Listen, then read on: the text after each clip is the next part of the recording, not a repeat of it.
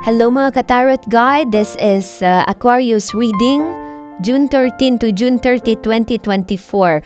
Mga nabunot ko 5 baraha para sa araw na ito. We have the Knight of Swords, may travel akong nakikita, may makikilala kang isang lalaki na may katangkaran siya, maskulado siya, and we have the progress here, may progress sa relasyon ninyo, may ka-MU ka or mutual understanding or siguro jowa mo to. Isa siyang lalaki, halos lalaki no? Ito ay isang lalaki na may magandang trabaho, may sweldo, stability, at mapagbigay siya.